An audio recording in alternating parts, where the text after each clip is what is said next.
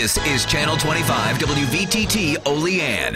Now, from the Twin Tiers' biggest broadcast news operation, this is the 6 o'clock report with Jeff Andrulonis and Alexa Olson.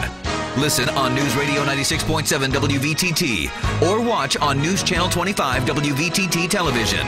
WVTT proudly presents the 6 o'clock report. Good evening, I'm Alexa Olson. Jeff Andrulonis is off tonight. Topping the 6 o'clock report, Jerry Sandusky could be examined by a prosecution psychologist. The examination is the result of a court order Friday allowing the defense to introduce testimony that says Sandusky may have suffered from a disorder. Susan Candotti reports. After a week of listening to withering testimony from and about 10 alleged victims, Jerry Sandusky began and ended nearly every day with a smile on his face. His lawyer is trying to be upbeat. Every day's hard. Have you decided? It's tough work. Tough work defending a man who himself is a legend for designing defense on the football field. Criminal defense attorney Ron Kuby says Sandusky has an uphill battle. There's a tsunami of evidence against him. Sandusky's strategy is expected to attack the timeline of repeated alleged sexual assaults raised during cross-examination by pointing out conflicts with Sandusky's schedule. The defense is also expected to further question whether alleged victims were motivated to come forward by possible lucrative lawsuits.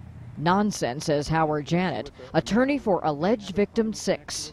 Does that mean that none of them are telling the truth because they've gone to hire a lawyer?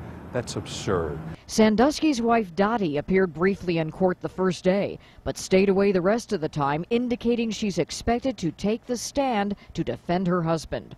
What is his wife going to say in his defense unless she was in the shower with him and the various young boys, which obviously she wasn't? She has, as far as I can see, nothing to offer this case outside of some sort of plea for sympathy. The defense also plans to bring in a psychologist to explain love letters Sandusky wrote to alleged victims. In court papers, the defense indicates the letters were not part of a predator's grooming technique, but indicative of someone suffering from a histrionic personality disorder who wanted to make himself more endearing to the boys in his charity. Are you looking forward to presenting your case? A gag order's preventing Sandusky from talking now, and he isn't required to testify, but the defense promised jurors they'd hear from Sandusky.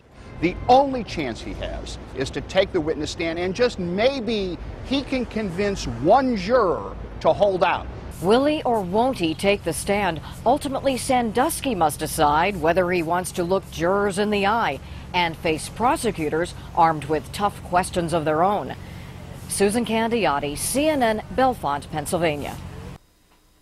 Mitt Romney, the man running against President Barack Obama on the Republican ticket, accused the president yesterday that there is political motivation behind the offering of work permits to hundreds of thousands of illegal immigrants brought to the U.S. as children. The president announced on Friday a long overdue policy that gives legal status to young immigrants.